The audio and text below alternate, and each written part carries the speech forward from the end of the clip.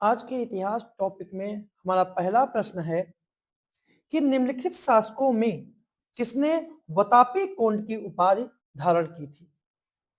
Option है महेंद्र वर्मन प्रथम, नरसिंह वर्मन प्रथम, परमेश्वर वर्मन प्रथम या फिर नंदी वर्मन प्रथम। तो इसका सही जो आंसर है वो है बी ऑप्शन, नरसिंह वर्मन प्रथम। चालुक्य शासक पुलिकेशन द्वितीय को पराजित करने के बाद नरसिंह वर्मन ने उसकी राजधानी वतापी पर अधिकार किया और अधिकार करने के बाद नरसिंह वर्मन ने वतापी कोंड की उपाधि धारण की। महेंद्र वर्मन प्रथम जो थे उन्होंने शत्रुमल्ल, परमेश्वर प्रथम और एकमल्ल की उपाधि धारण की थी, जबकि नरसिंह वर्मन द्वितीय ने अमित्र मल्ल की उपाधि धारण की थी। तो इसका सही जो आंसर है वो है बी ऑप्शन। अगला प्रश्न है कि पल्लव वंश का अंतिम शासक कौन था। अपराजित, दंती दुर्ग, परमेश्वर वर्मन या फिर भद्र वर्मन। तो इसका सही जो आंसर है वो आपका है ए ऑप्शन, अपराजित। अपराजित जो था वो पल्लव वंश का जो था वो अंतिम शासक था। कांची के जो पल्लव थे, कांची के जो पल्लव थे उनके संस्थापक जो था वो सिंह वर्मा था। सिंह वर्मा जो है वो कांची के पल्लव वंश का संस्थापक था। अगर बात की जाए कि पल्लव वंश का वास्तविक संस्थापक कौन था तो वो सिंह विष्णु था। अंतिम महत्वपूर्ण पल्लव शासक जो था वो अपराजित वर्मन था, जबकि अंतिम शासक अगर महत्वपूर्ण अंतिम की बात करें तो अपराजित वर्मन था, और अगर अंतिम शासक की बात करें तो कंप वर्मा था। कंप वर्मा जो था वो पल्लव वंश का अंतिम शासक था। पल्लव शासकों की राजधानी कांची थी, जबकि कावेरी नदी को पल्लवों की प्रिया कहते थे। अगला प्रश्न है हिंदू, जैन और बौद्ध तीनों ही धर्म का प्रतिनिधित्व करने वाली गुफा है। नासिक, एलोरा, पीतलखेड़ा या फिर अजंता। तो इसका सही जो आंसर क्या है। तो इसकी बात करें तो सही आंसर जो है वो है बी ऑप्शन, एलोरा। क्योंकि एलोरा में बौद्ध धर्म, ब्राह्मण धर्म और जैन धर्म से संबंधित गुफाएं मिलती हैं, और इन गुफाओं का निर्माण जो था वो 5वीं शताब्दी से लेकर 12वीं शताब्दी तक ईस्वी तक हुआ है। एलोरा की गुफाओं में कुल 34 गुफाएं हैं, जिनमें गुफा संख्या 1 से लेकर 12 तक बौद्धों से है और 13 से लेकर 29 तक हिंदुओं के लिए है, और 30 से लेकर 34 तक जो है वो जैनों के लिए है। तो इस प्रकार बौद्ध धर्म, जैन धर्म और हिंदू तीनों के लिए एलोरा गुफाएं प्रसिद्ध है या फिर संबंधित है। अगला प्रश्न है उत्तर रामचरितम के रचयिता कौन है। विल्हड़, भवभूति, हेमचंद्र या फिर जयदेव। तो जो इसका सही जो आंसर है वो आपका आंसर है बी ऑप्शन, भवभूत। भवभूत जो है कन्नौज राजा यशोवर्मन के दरबार में रहते थे, और उसी दरबार में उन्होंने, भवभूत ने संस्कृत के 3 नाटक लिखे। 3 नाटकों में महावीर चरित, मालती माधव और उत्तर रामचरितम लिखा। राज तरंगिणी में लिखा गया है कि ललितादित्य ने यशोवर्मन को हराया और उसके दरबार में रहने वाले वाकपति और भवभूत को कश्मीर ले आया। ऐसा राज तरंगिणी में कल्हड़ ने लिखा है। अगला प्रश्न है मोहम्मद गोरी गजनी जाते हुए किसके द्वारा मारा गया। ऑप्शन है जयचंद, मलिकों के द्वारा, पृथ्वीराज चौहान के द्वारा या फिर खोखरों के द्वारा। तो जो इसका सही जो आंसर है वो है डी ऑप्शन, खोखरों के द्वारा। क्योंकि मोहम्मद गौरी के सिंधु नदी के तट पर दम्यक नामक स्थान पर नमाज पढ़ते समय 1206 में मोहम्मद गौरी की हत्या कर दी। चंद बरदाई इसका श्रेय पृथ्वीराज तृतीय को देते हैं, लेकिन वो तर्क संगत नहीं है। आधुनिक इतिहासकार गौरी की हत्या का श्रेय खोखरों को ही देते हैं। गौरी के शव को गजनी में दफनाया गया और मोहम्मद गौरी ने गोमल दर्रे से भारत पर आक्रमण किया था। पहला आक्रमण जो था वो 1175 में मुल्तान के करमाथी जात के सियाओं पर हुआ था। अगला प्रश्न है, मृत्यु के उपरांत कुतुबुद्दीन ऐबक को दफनाया गया लाहौर में, रावलपिंडी में, इस्लामाबाद में या फिर दिल्ली में। तो जो इसका सही जो आंसर है वो है ए ऑप्शन, लाहौर में। क्योंकि 1210 ईस्वी में ऐबक को लाहौर में चौगान खेलते समय घोड़े से गिरने के कारण उसकी मृत्यु हो गई और उसे लाहौर में दफना दिया गया। कुतुबुद्दीन ऐबक जो था वो गुलाम वंश का संस्थापक था, और गुलाम वंश के अगर टाइम पीरियड की बात करें तो गुलाम वंश 1206 से लेकर 1290 तक था। इसमें भी दो वंश का नाम आता है, एक इलबारी वंश प्रथम और इलबारी वंश द्वितीय। इलबारी वंश जो प्रथम था उस इल्तुतमिश से शुरू होता है और एक रुकनुद्दीन नसीरुद्दीन महमूद तक चलता है, और दूसरा इलबारी वंश द्वितीय जो है वो बलबन से शुरू होता है और एक क्यूमस पर खत्म हो जाता है। कुतुबुद्दीन ऐबक जो था वो गुलाम वंश का संस्थापक था। ऐबक जो था वो तुर्क जनजाति का था। ऐबक को पील बख्श कहते हैं क्योंकि उसको हाथियों का दान करता था। लाखों का दान करने के कारण ऐबक को लाख बख्श भी कहते हैं। ऐबक को कुरान खां भी कहते हैं क्योंकि उसे कुरान कंठस्थ थी, और उसकी दयालुता के कारण उसे हातिम द्वितीय भी ऐबक को कहा जाता है। तो सही आंसर जो है वो ये आपसे। अगला प्रश्न है, बलबन का जन्म तुर्कों के किस संप्रदाय में हुआ? इलवारी, खिम्फाई, गुज या फिर करलुग? तो इसका सही जो आंसर है वो आपका है ए ऑप्शन, इलवारी। बलबन का जन्म तुर्कों की इलवारी शाखा में हुआ। बलबन का जो मूल नाम था वो बहाउद्दीन था। जब वह सुल्तान बना तो सुल्तान बनने के बाद इसने गियासुद्दीन की उपाधि धारण की, और इसकी एक उपाधि उलूग खां भी है। उलूग खां उपाधि जो है वो नसीरुद्दीन महमूद ने दी थी, और बलबन को ही द्वितीय इलबारी वंश का संस्थापक कहा जाता है। और जबकि जियाउद्दीन बर्नी जो है वो बलबन को चालीसा संगठन के दमन के कारण इसे खुफिया कातिल भी कहता है। अगला प्रश्न है, निम्नलिखित में से दिल्ली का प्रथम शासक कौन था जिसने दक्कन को बहरा यानी कि दक्षिण भारत पर विजय प्राप्त की? ऑप्शन है अलाउद्दीन खिलजी, अहमद शाह, मोहम्मद बिन तुगलक और अली आदिल शाह।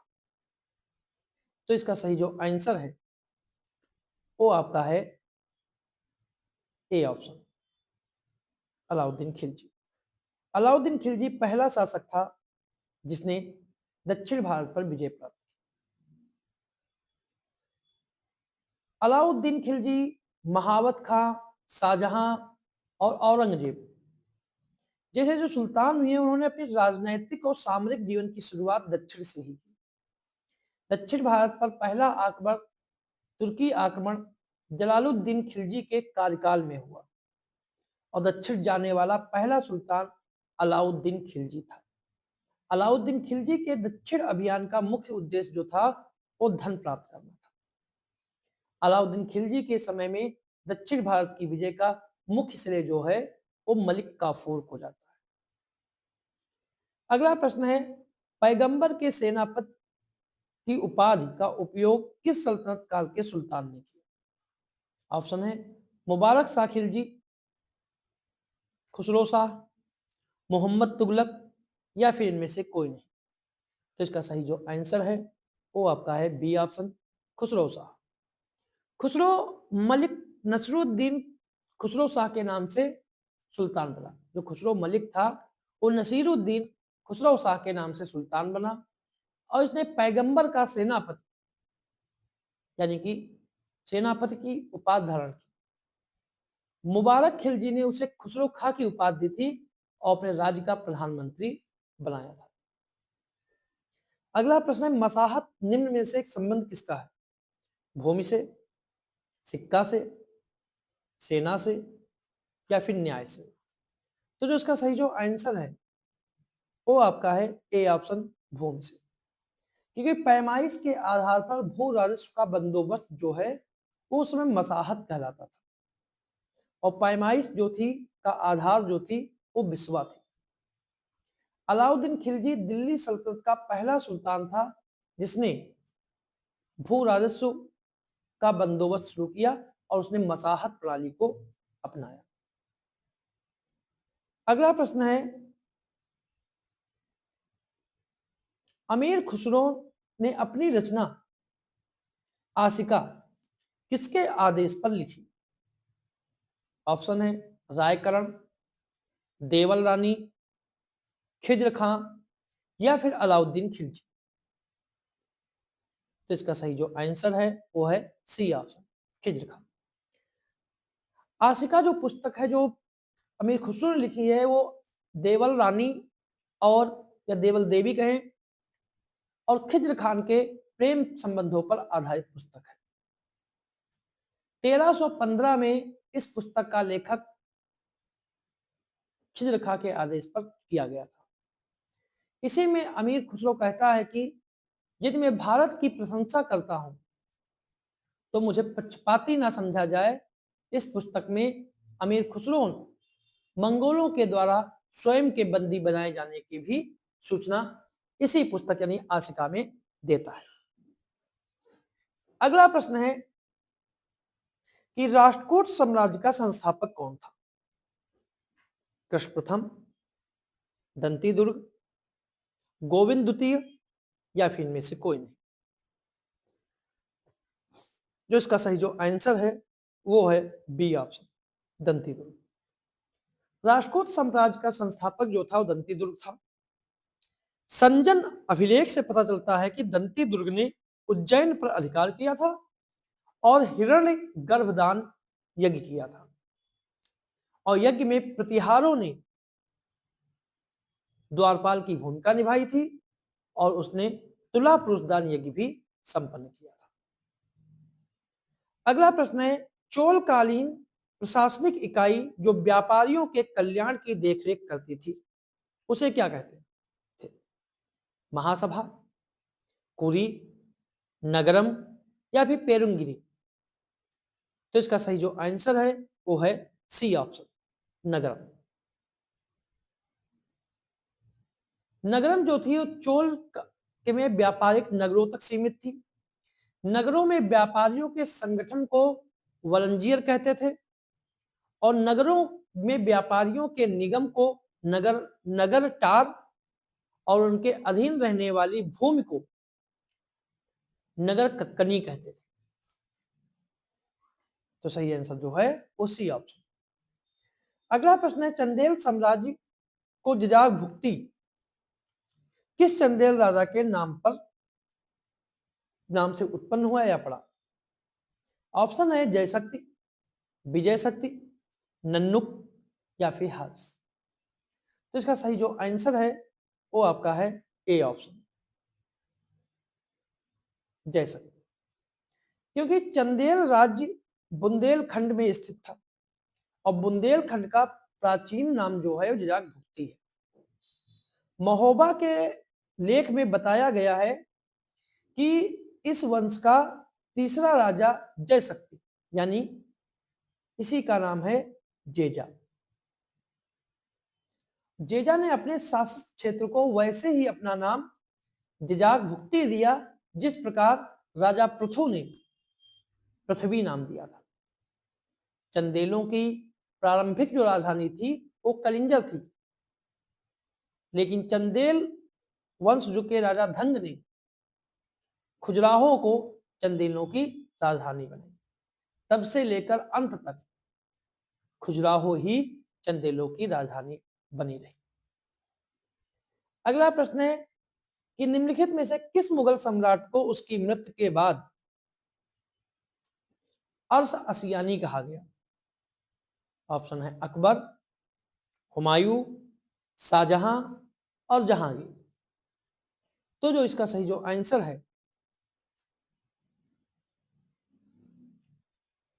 वो है ए ऑप्शन, अकबर।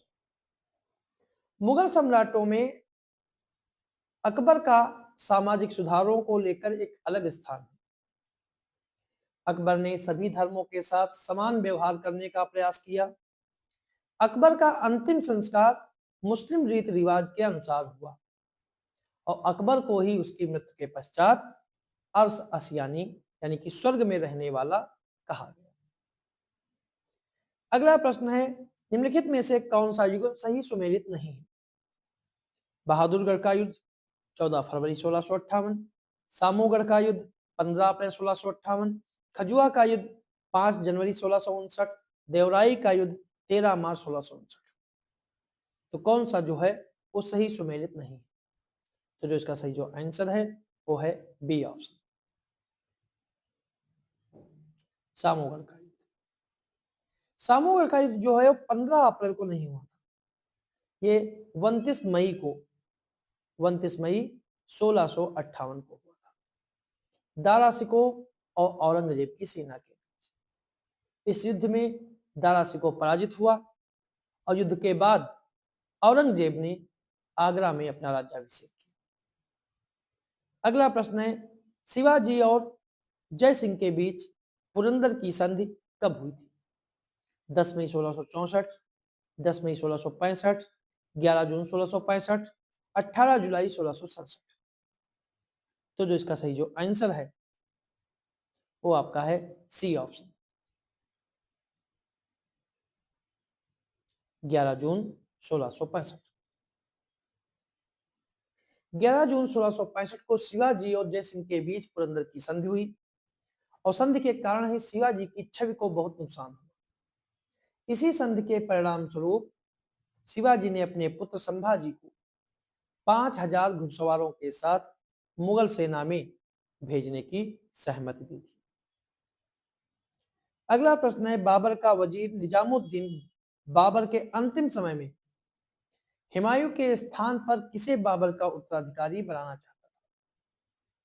ऑप्शन है अमीर ओवैस, ख्वाजा गाजी, मेहंदी ख्वाजा या फिर हिंदू बेग। तो जो इसके सही आंसर है वो आपका है सी ऑप्शन, मेहंदी ख्वाजा। बाबर का वजीर जो निजामुद्दीन था वो एक योग्य प्रशासक और एक वीर योद्धा था और उसने लगभग सभी युद्धों में सक्रिय रूप से भाग लिया था। निजामुद्दीन चाहता था कि बाबर के अंतिम समय में हुमायूं के स्थान पर मेहंदी ख्वाजा को उत्तराधिकारी बनाया जाए। अगला प्रश्न है निम्नलिखित में से किस इमारत को ताजमहल का पूर्वगामी कहा जाता है? बीबी का मकबरा, हुमायूं का मकबरा, बाबर के द्वारा निर्मित संभल मस्जिद या फिर जोधाबाई का महल। तो इसका सही जो आंसर है वो है बी ऑप्शन, हुमायूं का मकबरा। हुमायूं के मकबरे का निर्माण हुमायूं की पत्नी हमीदा बानो बेगम ने कराया था।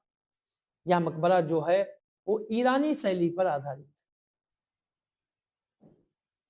और यह मुगल काल का पहला मकबरा था जिसमें दोहरा गुंबद का प्रयोग किया गया था और हुमायूं के मकबरे को ही ताजमहल का पूर्वगामी कहा जाता है।